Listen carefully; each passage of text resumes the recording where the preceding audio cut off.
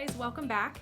So the other project that we have right now is to paint without using paint. I know a lot of you guys do not have paint at home, but you do have other things that we can use for paint. Think outside the box. Think what things that you can use for paint. Think how maybe people used paint and art supplies back in ancient history. How do you think that they made paint? There's going to be lots of freedom in this project. So check out the next part and I'll show you what to do. So I have collected a whole bunch of different things. You can find a lot of these things around your house. What I did was I got some coffee grounds, I got a tea bag, I got some mud from my backyard.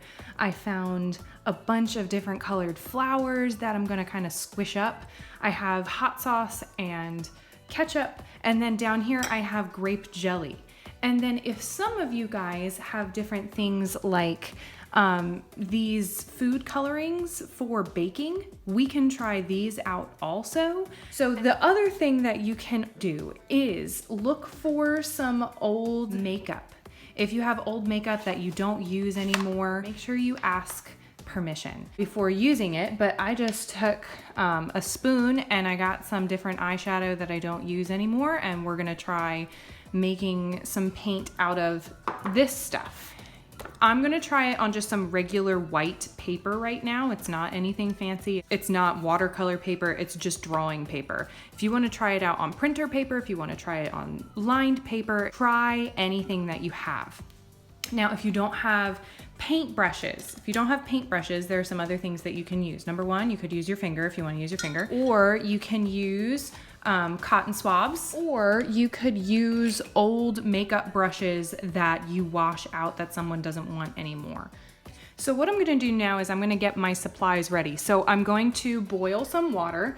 If you don't have a teapot or something like that, you can literally just put a mug into the microwave and you can heat up some water that way.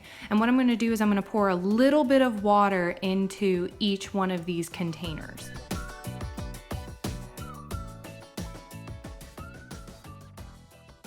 What I'm doing now is I want to let all of my things soak for a little bit. So before you start painting, before you start experimenting, you wanna let your coffee sit for like 5 or 10 minutes. Same with your tea, same with anything else that you're adding water to. You wanna let the water soak in, and then that's going to release the different colorants that are in your materials. We're gonna do now, we're gonna try out our different materials.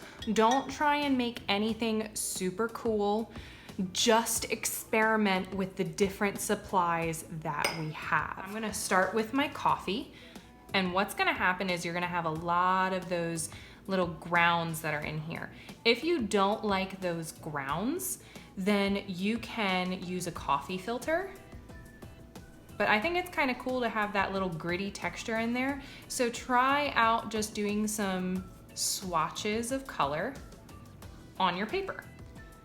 And then wash out your brush in between each pass and in between each material.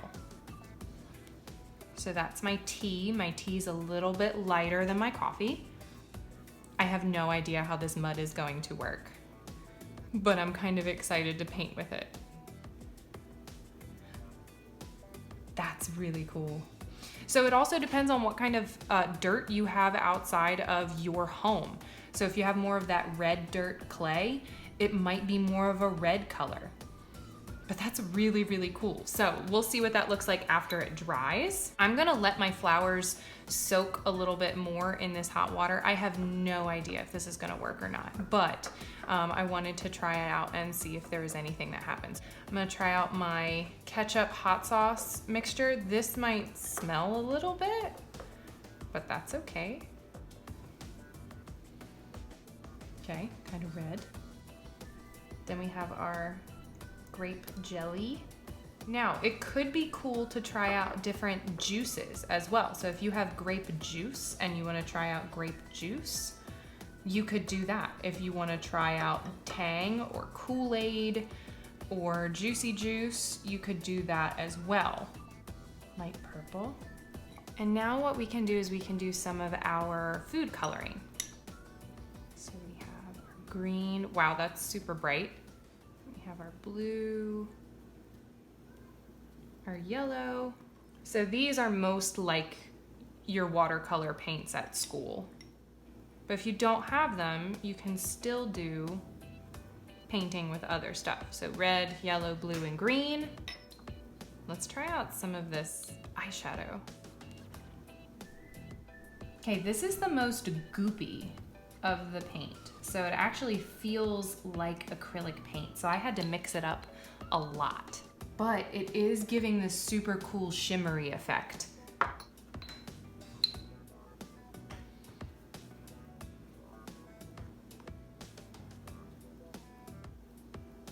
It's the pink eyeshadow. I'm gonna try out this flower mixture that I have. And it gives nothing, and that's okay. What I'm gonna do is I'm gonna leave this sit for a little while longer. I'm gonna press my leaves and my flowers down a little bit and kind of smush them up, make a little flower punch over here, and see if it needs to wait longer for the color to come out of some of these flowers and petals. And then you're gonna let your stuff dry. After you let everything dry, you can experiment with going over some of your dried layers of paint, see how dark you can make something, experiment with other types of paper, and see what else you can create with the supplies that you've gathered.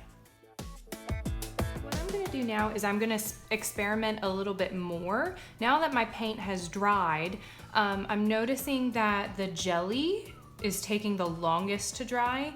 And then my flowers actually did leave this super light minty green color.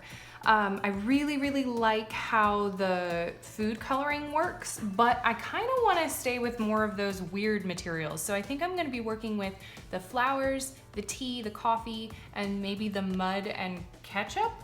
So I'm going to experiment on this side of my paper and try out some experimenting with how far I can paint, how squiggly I can paint, those different things.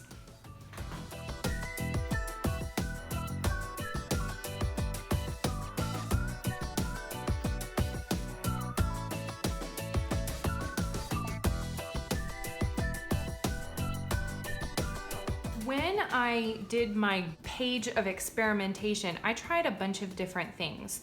So here I actually tried scratching into the paper and then adding the mud on top.